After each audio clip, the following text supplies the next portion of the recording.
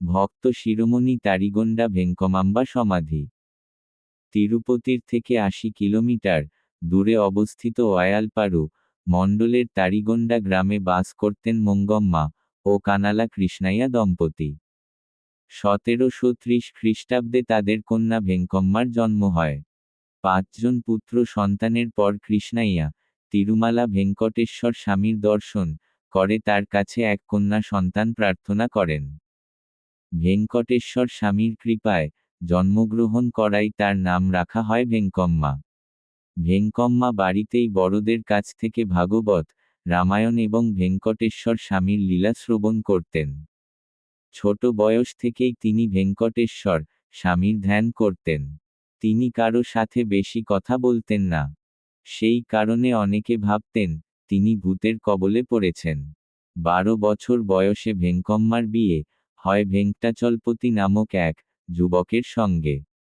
বিয়ের কিছুদিন পরেই তার স্বামী মারা যান। ফলস্বরূপ ভেঙ্কম্মা নিজ গ্রামে ফিরে আসেন। ভেঙ্কম্মা বাড়িতেই থেকে ভেঙ্কটেশ্বর স্বামীর ধ্যান করতেন। তিনি ভেঙ্কটেশ্বর স্বামী সম্পর্কে কীর্তন রচনা করতেন এবং সেগুলি সুর করে গাইতেন। তার এই ভক্তি দেখে সবাই তাকে ভক্তিভরে ভেঙ্কমাম্বা বলে ডাকতেন। সেইভাবেই ভেঙ্কম্মা ভেঙ্কমাম্বা নামে প্রসিদ্ধ লাভ করেন। ভেঙ্কমাম্বা প্রতিদিন তারিগোন্ডা গ্রামের হনুমান মন্দিরে থাকা নরসিংহ স্বামীর পূজা করতেন। তিনি নরসিংহ স্বামীকে তুলসী ও ফুলের মালা অর্পণ করতেন এবং ধ্যান করতেন। হনুমান মন্দিরের পুরোহিত এই বিষয়টি সহ্য করতে পারতেন না। একদিন সেই পুরোহিত ভেঙ্কমাম্বা ধ্যান করছিলেন, তখন ক্রোধে বলে উঠলেন, তুমি কোন পুণ্যক্ষেত্রে চলে যেতে পারো না? সব সময় এখানে থেকেই আমাদের প্রাণ খেয়ে ফেলছ কেন? এই বলে তিনি রেগে গিয়ে ভেঙ্কমাম্বার চুল ধরে টেনে বাইরে ফেলে দিলেন। ভেঙ্কমাম্বা ক্রোধে তাকাতেই সেই পুরোহিত ভয় কাঁপতে কাঁপতে ভেঙ্কমাম্বার পায়ে পড়ে ক্ষমা প্রার্থনা করলেন। তখন ভেঙ্কমাম্বা শান্ত হলেন। তিনি সেই পুরোহিতের কথা দেবতার ইচ্ছা বলে উপলব্ধি করে তিরুমলায় গিয়ে সেখানেই বাস করার সংকল্প নিলেন। তখন তার বয়স ছিল ২১ বছর। তিরুমলায় পৌঁছেই ভেঙ্কমাম্বা ভেঙ্কটেশ্বর স্বামীর দর্শন করে ধ্যান করে কীর্তন গেয়ে দিন কাটাতে লাগলেন। ভেঙ্কমাম্বা তিরুমলায় বাস করার জন্য ভেঙ্কটেশ্বর স্বামীর আরাধক আত্মা রামদাসের মাধ্যমে একটি কুঁড়েঘর নির্মাণ করালেন। রামদাসী ব্যবস্থা করলেন যাতে ভেঙ্কটেশ্বর স্বামীর রান্নাঘর থেকে প্রয়োজনীয় রান্নার জিনিসপত্র ভেঙ্কমাম্বার কাছে পৌঁছে যায়। ভেঙ্কমাম্বা ভেঙ্কটেশ্বর স্বামীর প্রতি ভক্তিভরে কীর্তন গাইতেন। ভেঙ্কমাম্বার ভক্তি দেখে অন্নমাচার্যের বংশধরেরা তিরুমলা পাহাড়ের উপর তাদের ঘরের একটি কক্ষ ভেঙ্কমাম্বার থাকার জন্য দিয়ে দিলেন। ভেঙ্কমাম্বা তাতে সম্মত হলেন। তিনি সেই ঘরের পেছনে খালি জমিতে ভেঙ্কটেশ্বর স্বামীর সেবার জন্য একটি তুলসী বাগান গড়ে তুললেন। এই সময়েই ব্রিটিশ সরকার আক্কারাম দীক্ষিতকে ভেঙ্কটেশ্বর স্বামীর মন্দিরের প্রধান পুরোহিত হিসেবে নিযুক্ত করে। আক্কারাম দীক্ষিতের বাড়ি ছিল ভেঙ্কমাম্বার গড়া তুলসী বাগানের পাশেই। ভক্তরা ভেঙ্কমাম্বাকে যে শ্রদ্ধা করতেন সেই পরিমাণে নিজেকে কেউ সম্মান দিচ্ছে না বলে আক্কারাম দীক্ষিত তার প্রতি ঈর্ষান্বিত হয়ে পড়েন। তিনি প্রায়ই ভেঙ্কমাম্বার তুলসী বাগানে অপবিত্র পাতিলেবুর থালা ছুঁড়ে ফেলতেন। ভেঙ্কমাম্বা বহুবার নিষেধ করলেও তিনি সেই আচরণই চালিয়ে যেতেন। একদিন ভেঙ্কমাম্বা তুলসী বাগানে ধ্যানমগ্ন থাকাকালীন আক্কারাম দীক্ষিত ইচ্ছাকৃতভাবে তার উপর অপবিত্র থালা ছুঁড়ে দেন। তখন ভেঙ্কমাম্বা ক্রুদ্ধ হয়ে অভিশাপ দেন, তুমি ও তোমার বংশের সকলে এই মুহূর্তে রক্তকাশি দিয়ে মৃত্যুবরণ করবে। সেই কথা উচ্চারণ করা মাত্রই আক্কারাম দীক্ষিত তার পরিবারের সকলেই সেখানেই মারা যান। এরপর ব্রিটিশ সরকার নতুন এক পুরোহিতকে নিযুক্ত করে। সেই নতুন পুরোহিত ভেঙ্কমাম্বার প্রতি ঈর্ষাবশত আচরণ করতেন। একবার ব্রহ্মোৎসব চলাকালীন সেই পুরোহিত ভেঙ্কমাম্বাকে দোষারোপ করেন। এতে ভেঙ্কমাম্বা মন্দিরে যাওয়া বন্ধ করে দেন ব্রহ্মোৎসবের নবম দিনে ভেঙ্কটেশ্বরস্বামীর রথটি ভেঙ্কমাম্বার ঘরের সামনে এসে থেমে আয়। যত চেষ্টা করা হোক না কেন রথ নড়ল না, নারকেল ফাটানো, কুমড়ো ছোড়া, লেবু কাটা, কিছুতেই রথ গড়ায় না। ভক্তরা বুঝলেন নিশ্চয়ই কেউ ভেঙ্কমাম্বার প্রতি অপরাধ করেছে, তাই রথ থেমে গেছে। সবাই তার কাছে ক্ষমা চেয়ে অনুরোধ করলেন যেন তিনি রথ চালু করতে সাহায্য করেন। ভেঙ্কমাম্বা রথের কাছে এসে ভেঙ্কটেশ্বরস্বামীকে প্রণাম করে আরতি দেন। এরপর রথটি আবার চলতে শুরু করে। ভেঙ্কটেশ্বর স্বামীর সেবার জন্য ফুল ও তুলসীর মালা প্রস্তুত করতে তিনি একটি বাগান তৈরি করেছিলেন। সেই বাগানের জন্য তিরুমলায় একটি কূপ খনন করতে শুরু করেন। কিন্তু একটি বড় পাথর বাধা হয়ে দাঁড়ায়। তখন ভেঙ্কমাম্বা কূপের ভিতরে নেমে সেই পাথর পূজা করে গঙ্গাদেবীর কাছে প্রার্থনা করেন। সেই পাথরটি দুই টুকরো হয়ে ফেটে যায় এবং সেখান থেকে জল বেরিয়ে আসে। সেই কূপের জল দিয়ে তিনি বাগান পরিচর্যা করতেন এবং প্রতিদিন ফুল ও তুলসীর মালা প্রস্তুত করে ভেঙ্কটেশ্বর স্বামীকে নিবেদন করতেন। তিরুমলা তিরুপতি দেবস্থান কর্তৃক নির্মিত বিনামূল্যের সেবা সদনের সামনে আজও সেই কূপটি দেখা যায়। ভেঙ্কমাম্বা তুম্বুরু তীর্থে রয়েছেন বলে খবর ছড়িয়ে পড়ায় বিপুল সংখ্যক ভক্তরা সেখানে এসে তাকে দর্শন করতে লাগলেন। ভক্তদের ভিড় সামলাতে না পেরে ভেঙ্কমাম্বা আবার তিরুমলার মন্দিরের কাছে ফিরে এলেন। কয়েকদিন পর তিনি ভেঙ্কটেশ্বরস্বামীর প্রতি প্রার্থনা করে বললেন, স্বামী, আমি ভক্তদের ভিড় সহ্য করতে পারছি না, আমাকে তোমার ধামে নিয়ে চল। তখন ভেঙ্কটেশ্বরস্বামী বললেন, তুমি জীবসমাধিতে প্রবেশ করো। স্বামী পুষ্করিণীর পাশে তুলসী বাগানে একটি সমাধি নির্মাণ করিয়ে ভেঙ্কমাম্বা সেই জীবসমাধিতে প্রবেশ করেন। আজও সেই সমাধি দর্শন করা যায়। হাথিরাম বাবাজি সমাধি। হাথিরাম বাবাজি ছিলেন উত্তর ভারতের এক মহান ভক্ত যিনি তীর্থযাত্রার অংশ হিসেবে তিরুমালায় আগমন করেন। ক্রিল্লো নামক গ্রাম, যেটি দিল্লি শহর থেকে প্রায় ৩৬ কিলোমিটার দূরে অবস্থিত, থেকে রামানন্দ মঠের অন্তর্গত নিজের গুরুজির অনুমতিসহ তিনি যাত্রা শুরু করে আনুমানিক ১৫০০ খ্রিস্টাব্দে তিরুমালায় পৌঁছান। হাথিরাম বাবাজি শ্রীভেঙ্কটেশ্বরস্বামীর সঙ্গে কথা বলতেন এবং পাশার খেলায় অংশগ্রহণ করতেন। এই খেলায় স্বয়ং শ্রী ভেঙ্কটেশ্বরস্বামী হাথিরাম বাবাজির সঙ্গে খেলতেন। সকলেই হাথিরাম বাবাজিকে ভেঙ্কটেশ্বরস্বামীর এক মহান ভক্ত বলে সম্মান করতেন। এই কথোপকথন অন্য কেউ শুনতে পেত না, শুধু বাবাজির সঙ্গে স্বামীর কথাবার্তা চলত। তবে কিছু লোক অভিযোগ করল, হাথিরাম বাবাজি সকলের সম্মান পাওয়ার জন্য অভিনয় করছেন যে তিনি ভেঙ্কটেশ্বরস্বামীর সঙ্গে কথা বলছেন। পাশার খেলাও তিনি নিজেই খেলছেন, অথচ বলছেন ভেঙ্কটেশ্বরস্বামীর সঙ্গে খেলছেন। এই অভিযোগ তারা চিত্তুর অঞ্চলের শাসক গিরিধর রাজার কাছে নিয়ে গেলেন। গিরিধর রাজা হাথিরাম বাবাজিকে ডেকে এনে অভিযোগ সম্পর্কে জানিয়ে বললেন, তুমি যদি সত্যিই ভেঙ্কটেশ্বরস্বামীর ভক্ত হও তবে সেটা প্রমাণ করতে হবে। এই ঘরে যত খণ্ড আখ আছে আগামী সকালের মধ্যে তা স্বামীর সাহায্যে খেয়ে শেষ করতে হবে, না হলে শাস্তি এড়াতে পারবে না। এরপর রাজা সেই আখ ভর্তি ঘরে হাথিরাম বাবাজিকে তালা মেরে রেখে দিলেন। সেই রাতে হাথিরাম বাবাজি প্রার্থনা করে বললেন, স্বামী, আমি এত আখ খেতে পারবো না। যদি না খেতে পারি তবে রাজা আমাকে শাস্তি দেবে, এতে রাজার পাপ হবে। আমি চাই না এমনটা হোক। লোকেরা যে দোষ আমার ওপর চাপিয়েছে তা মিথ্যা, তা আপনিই প্রমাণ করুন। এরপর তিনি ঘুমিয়ে পড়লেন। সেই রাতে ভেঙ্কটেশ্বরস্বামী একটি হাতির রূপে এসে সমস্ত আখ খেয়ে নিয়ে গর্জন করলেন। সেই শব্দে হাথিরাম বাবাজি জেগে উঠে স্বামীর সেই হাতির রূপ দেখে স্তুতি করলেন। যে সেবকরা ঘরের পাহারায় ছিল তারা রাজা গিরিধরের কাছে গিয়ে জানালো যে ঘরে হাথিরাম বাবাজিকে আটকে রাখা হয়েছে সেখানে একটি হাতি গর্জন করছে। এই কথা শুনে রাজা নিজে এসে ঘরের দরজা খুলতেই সেই হাতি সকলের সামনে দৌড়ে পালিয়ে গেল।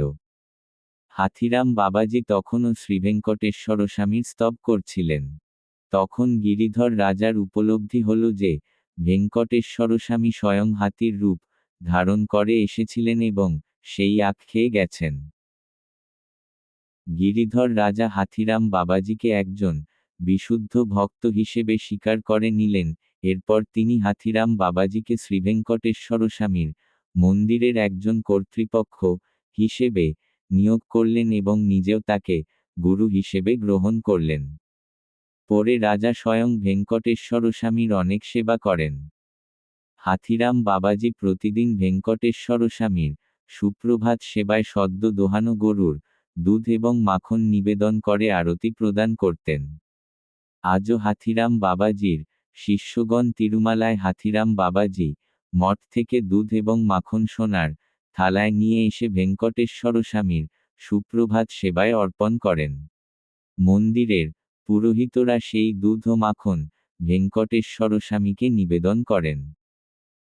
যখন মানুষ জানতে পারল যে ভেঙ্কটেশ্বর স্বামী স্বয়ং হাতির রূপে আবির্ভূত হয়ে হাথিরাম বাবাজিকে রক্ষা করেছেন এবং রাজা গিরিধর স্বয়ং হাথিরাম বাবাজির শিষ্য হয়েছেন, তখন হাজার হাজার ভক্তগণ হাথিরাম বাবাজিকে দর্শন করতে আসতে লাগলেন। তার মঠ যা তিরুমালায় অবস্থিত, সেখানে ভক্তদের ভিড় ক্রমাগত বেড়ে যাওয়ায় হাথিরাম বাবাজি পাপনাশন যাওয়ার পথে গোগর্ভ তীর্থ এবং আকাশগঙ্গার মাঝখানে ভেনুগোপাল স্বামীর একটি মন্দির স্থাপন করলেন এবং সেখানেই ভেনুগোপাল স্বামীর সেবা শুরু করলেন। এই স্থানে হাথিরাম বাবাজি কেবলমাত্র রায় গাছের পাতা খেতেন। আজও সেই গাছ সেখানে আছে। আমরাও সেই পাতাগুলি খেতে পারি। একটি দীপাবলির আগের দিন হাথিরাম বাবাজি ভেনুগোপাল মন্দির প্রাঙ্গণেই জীব সমাধিতে লীন হন। প্রতি বছর হাথিরাম বাবাজির জীব সমাধি দিবসে তিরুমালায় অবস্থিত হাথিরাম বাবাজি মঠ থেকে লাড্ডু গোপাল মূর্তি সমাধিস্থলে নিয়ে আসা হয়। সেখানে একটি উৎসব পালিত হয় এবং ভক্তিভরে পূজা হয়।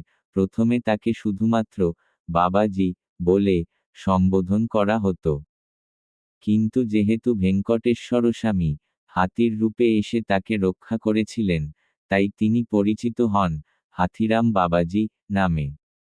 হাথি মানে হাতি, রাম মানে আনন্দদাতা। অতএব হাথিরাম মানে সেই ব্যক্তি যাকে ঈশ্বর হাতির রূপে এসে আনন্দে পূর্ণ করে দিয়েছিলেন। হাথিরাম বাবাজির সমাধি ভেঙ্কটেশ্বর স্বামী মন্দির থেকে 4 কিলোমিটার দূরে অবস্থিত।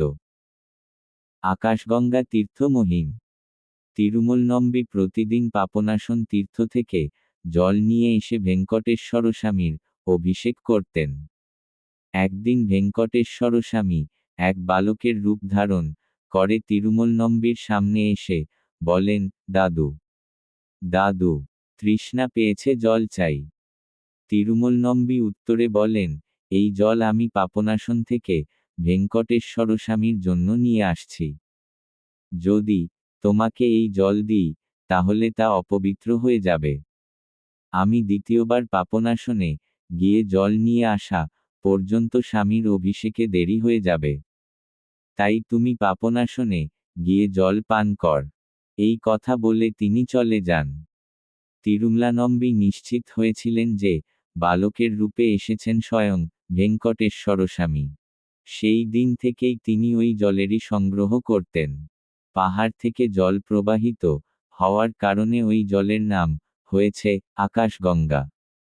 আজও তিরুমলানম্বীর বংশধররাই আকাশগঙ্গা থেকে সেই জল রূপার কলসিতে হাতিতে চড়িয়ে নিয়ে আসেন।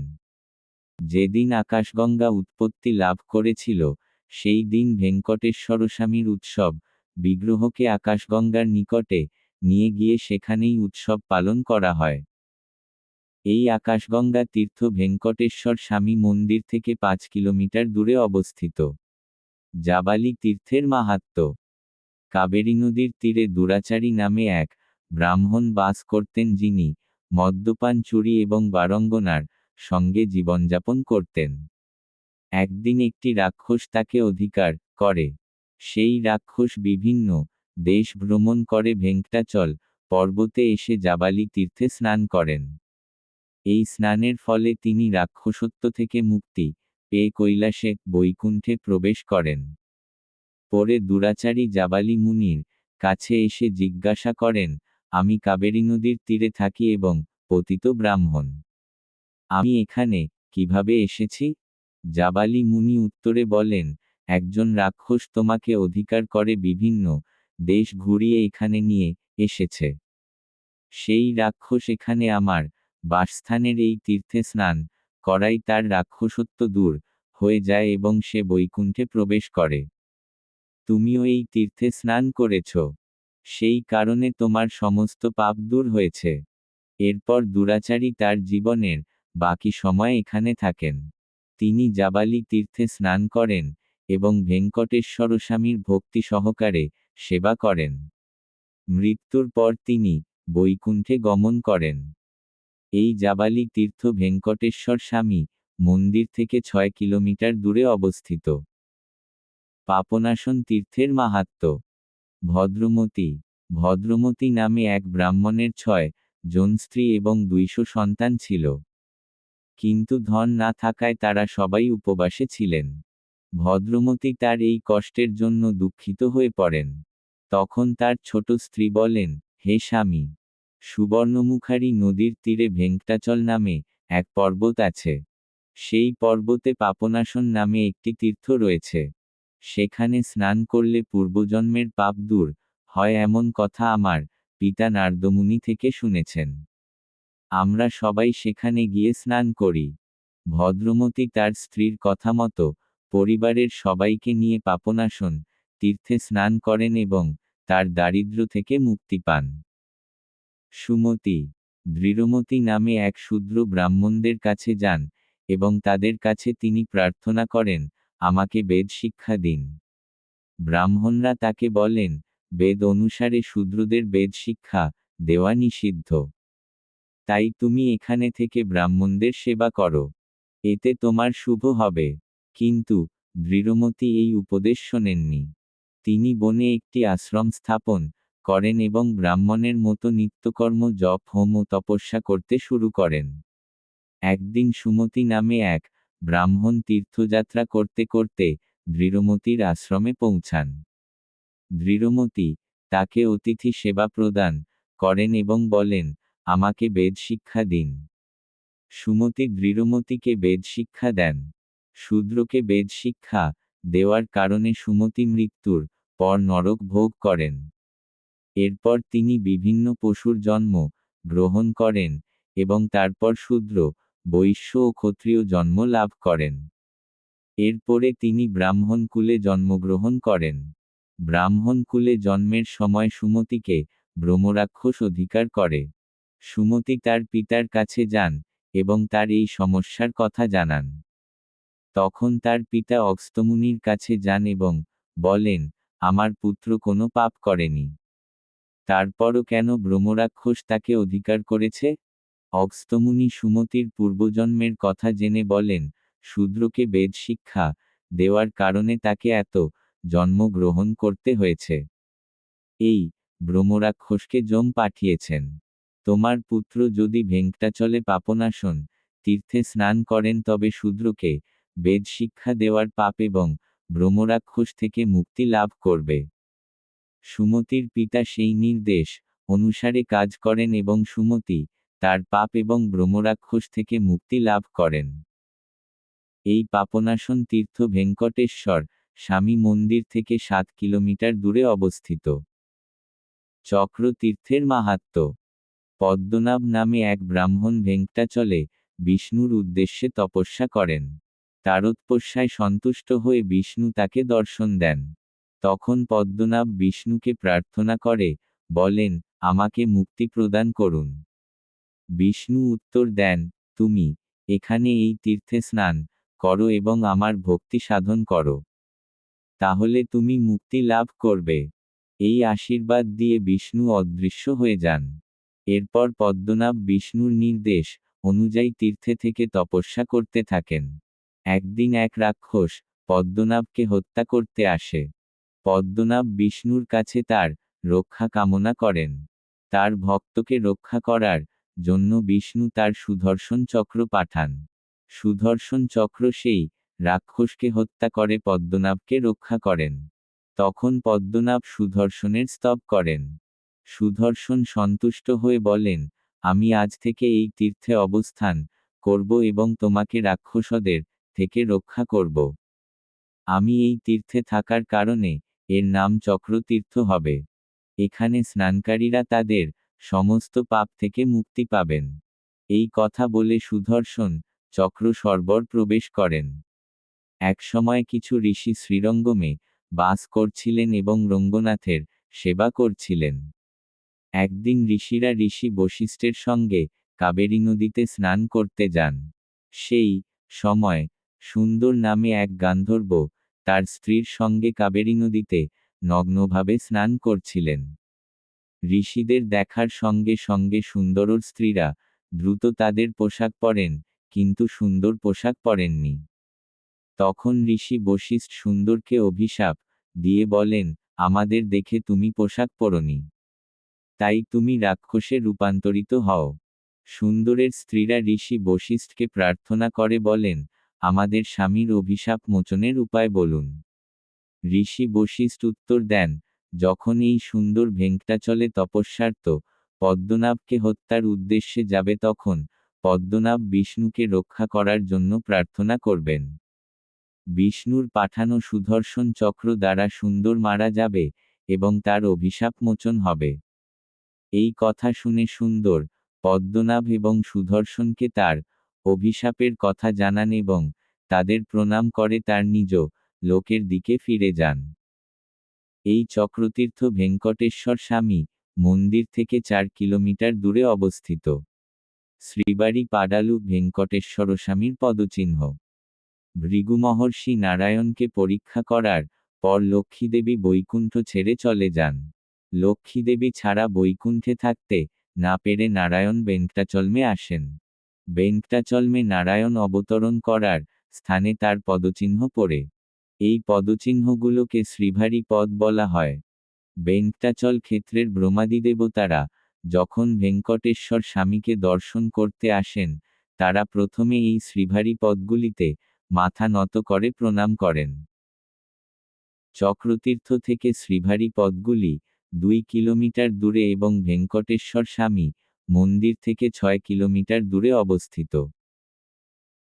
হাথিরাম বাবাজির সমাধি জাবালি তীর্থ, আকাশগঙ্গা তীর্থ, পাপনাশন তীর্থ, চক্রতীর্থ এবং তিরুমালার শ্রীভারি পদগুলির জন্য তিরুমালা দেবস্থান কর্তৃপক্ষ বাসের ব্যবস্থা করেছে। রামকৃষ্ণ তীর্থ মাহাত্ম্য। রামকৃষ্ণ নামে এক ঋষি ভেঙ্কটাচল পর্বতে তপস্যা করছিলেন। তিনি স্নানের জন্য একটি হ্রদ তৈরি করেছিলেন। তিনি যখন বিষ্ণুর তপস্যা করছিলেন, তখন তার শরীর বাল্মিকার সাপের ঘর আবৃত ছিল।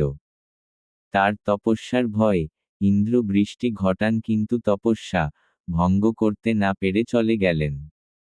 পরে বিষ্ণু আবির্ভূত হয়ে বললেন, আপনার দ্বারা খনন করা এই হ্রদটি আপনার নামে বিখ্যাত হবে। এতে যারা স্নান করবে তাদের পাপ বিনষ্ট হবে। আপনি যখন আপনার দেহ ত্যাগ করবেন তখন আপনি মোক্ষলাভ করবেন।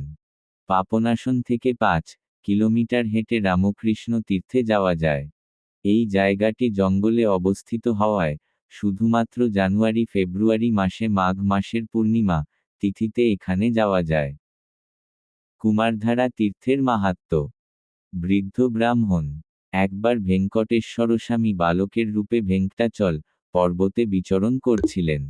তখন শতবর্ষ বয়সী এক বৃদ্ধ ব্রাহ্মণ তার হারিয়ে যাওয়া পুত্রকে ডাকছিলেন, কৌন্ডিন্য, তুমি কোথায় আছো?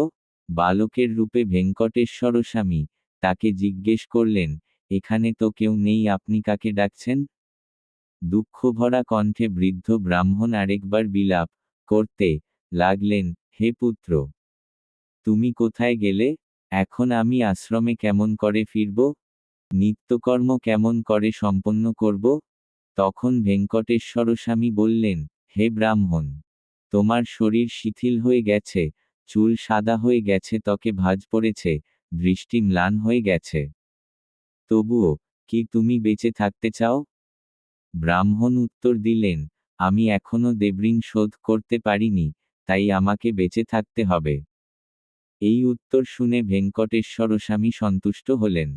তিনি বৃদ্ধ ব্রাহ্মণের হাত ধরে এক তীর্থের কাছে নিয়ে গেলেন এবং তাকে সেখানে স্নান করতে বললেন। স্নান করতেই সেই বৃদ্ধ ব্রাহ্মণ যুবক হয়ে গেলেন। এরপর বালকের রূপে ভেঙ্কটেশ্বর স্বামী নিজের বিষ্ণুরূপ প্রকাশ করে বললেন, এখন তুমি গৃহে গিয়ে নিত্যকর্ম সম্পাদন করো। বৃদ্ধ ব্রাহ্মণ যুবক রূপ লাভ করার কারণে ওই তীর্থকে কুমারধারা তীর্থ বলা হল। ও অসুরের যুদ্ধে তারকাসুরকে হত্যা করার কারণে কুমারস্বামী ব্রহ্মাহত্যের পাপে দোষী হন। এই পাপ থেকে মুক্তি পেতে কুমারস্বামী তার পিতা শিবের কাছে গিয়ে তার নির্দেশনা চান। শিব বললেন, নারায়ণের নাম জপ করলে সমস্ত পাপ নাশ হয়। তাই তুমি সুবর্ণমুখী নদীর তীরে অবস্থিত ভেঙ্কটাচল পর্বতে যাও। সেখানে অনেক তীর্থস্থান আছে। তুমি সেই স্নান করো এবং কুমারধারা তীর্থস্থানে ওম নমো ভেঙ্কটেশায় মন্ত্র জপ করো। ওম নমো ভেঙ্কটেশায় জপ করে তপস্যা কর। দেবতাদের সেনাপতি কুমারস্বামী শিবের নির্দেশ অনুসারে ভেঙ্কটাচলে পৌঁছেন এবং বিভিন্ন তীর্থস্থানে স্নান করেন এবং কুমারধারা তীর্থে দিনে 3 বার স্নান করেন, ওম নমো ভেঙ্কটেশায় মন্ত্র উচ্চারণ করেন এবং অনুগ্রহ করে 12 বছর তপস্যা করে দর্শন দেন। বললেন, তুমি তোমার পিতার কথায় বিশ্বাস করে আমার তপস্যা করেছ। এখন আমার কাছে বর চাও। কুমারস্বামী নারায়ণকে প্রদক্ষিণ করলেন এবং তাকে নমস্কার করে নানাভাবে তার প্রশংসা করে বললেন, হে ভেঙ্কটচলপতি, হে নারায়ণ, সমস্ত জগৎকে পরিব্যাপ্ত প্রভু, হে ভক্তের দুঃখ দূরকারী ভগবান। তিনি প্রার্থনা করলেন, তারকাসুরকে বধ করে আমি ব্রহ্মহত্যা পাপ করেছি। দয়া করে এই পাপ ধ্বংস করুন। নারায়ণ বললেন, যে এই ভেঙ্কটাচল পর্বতে যায় তার পাপ ধ্বংস হয়। আপনি আমার জন্য তপস্যা করেছেন, তাই আপনি সমস্ত পাপ থেকে মুক্ত। তুমি এখানে থাক এবং কলিযুগের শেষ পর্যন্ত আমার সেবা কর। এই বলে নারায়ণ অদৃশ্য হয়ে গেলেন। এই তীর্থস্থানে পৌঁছতে পাপনাশন থেকে 6 কিলোমিটার হেঁটে যেতে হয়। বনে অবস্থানের কারণে জানুয়ারি ফেব্রুয়ারিতে শুধুমাত্র মাঘ মাসের পূর্ণিমা দিনে প্রবেশের অনুমতি দেওয়া হয়। তুম্বুর গোন তীর্থ মহিমা। একবার নারদমুনি এবং তুম্বুরু তাদের বীণা সহ নারায়ণ ভগবানের স্তব করতে করতে আকাশপথে ভ্রমণ করছিলেন। তখন নারদমুনি রত্নখচিত তুম্বুরুর বীণা দেখে জিজ্ঞেস করলেন, এই বীণা কোথা থেকে পেয়েছ? তখন তুম্বুরু বললেন, আমি প্রাচীনবর্হি নামে এক রাজাকে স্তব করেছিলাম, সেই রাজা আমাকে এই বীণা উপহার হিসেবে দিয়েছেন। তখন নারদমুনি বললেন, মানুষের স্তব করা সৎপুরুষেরা নিন্দা করে। সেজন্য তোমার মতো লোকের সঙ্গে আমি বন্ধুত্ব করব না। তুমি একজন মানুষের স্তব করেছ বলে তুমি পৃথিবীতে পতিত হও। এই বলে নারদমুনি তুম্বুরুকে শাপ দিলেন। নারদমুনির অভিশাপের ফলে তুম্বুরু ভেঙ্কটাচল পর্বতের গোন তীর্থে পতিত হলেন। স্বর্গলোকে ফিরে যেতে না পারায় তুম্বুরু গোন তীর্থে স্নান করে নারায়ণ ভগবানের জন্য তপস্যা শুরু করলেন। তার তপস্যায় সন্তুষ্ট হয়ে নারায়ণ তুম্বুরুর কাছে আবির্ভূত হলেন এবং বললেন, বর চাও। তখন তুম্বুরু বললেন, নারদমুনির অভিশাপ থেকে মুক্তি চাই এবং এই গোন তীর্থ যেন আমার নামে পরিচিত হয়। নারায়ণ বললেন, তোমার ইচ্ছা পূর্ণ হবে এবং অন্তর্ধান হলেন। সেই দিন থেকে গোন তীর্থের নাম তুম্বুরু তীর্থ হয়ে গেল। তুম্বুরু তীর্থে যেতে পাপনাশন থেকে 6 কিলোমিটার হাঁটতে হয়। এটি অরণ্যে অবস্থিত হওয়ায় শুধু জানুয়ারি ফেব্রুয়ারি মাসের মাঘ পূর্ণিমার দিনেই সেখানে যাওয়ার অনুমতি দেওয়া হয়। পাণ্ডব তীর্থ মাহাত্ম্য। পাণ্ডবেরা বনবাসের সময় শ্রীকৃষ্ণের ইচ্ছা অনুযায়ী 1 বছর ধরে বেঙ্কটাচলমে বাস করেছিলেন।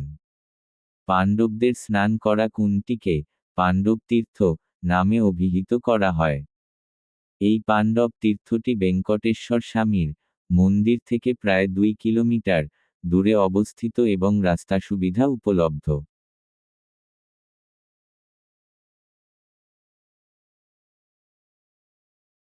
তিরুমালায় উল্লিখিত পাণ্ডব তীর্থ ছাড়াও আরও অনেক তীর্থস্থান রয়েছে, যেমন ইষ্টসিদ্ধি, কর্মসিদ্ধি, বট, ঔদুম্বর, গরুড়, গন্ধর্ব, কুজ, দশপ্রাচেতস, গরুড়, গান্ধাব, শেষ, বাসুকি, দেব, বিষ্ণুবর্ধন, কর্মকাণ্ড, কৃষ্ণ, ঋণমোচন, পার্জন্য, মেঘ, সংকর্ষণ, বাসুদেব, নারায়ণ, যক্ষ, কাল, গোমুখ, প্রদ্যুম্ন, অনিরুদ্ধ, পিতৃ, আর্ষেয়, বৈশ্যদেব, অস্থি, আঞ্জনেয়, সুদবোধক, অষ্টভৈরব, বিল, বিষ্ণু, সর্ব, সর্ব, মেহ, ব্রহ্মা, ইন্দ্র, ফল্গুনী, ভরদ্বাজ, আকাশগঙ্গা, বরুণ, সারস্বত, কুমারিকা, শোক, অঙ্গ, ঋষ্যশৃঙ্গ, অষ্টাদশ, দশাবতার, হলায়ুধ, সপ্তর্ষি, গজকন, বিষবখেন, বায়ু, শিলাতরণ, বজ্র, পাচায়ুধ, হলায়ুধ, নৃসিংহ, কাশ্যপ, কামদেব, অগ্নি, দৈব, দেবল, বিশ্বামিত্র, ভার্গব, দুরারোহণ, অগ্নি, গৌতম, অষ্টাবক্র এবং ক্ষেত্রপাল শিলা।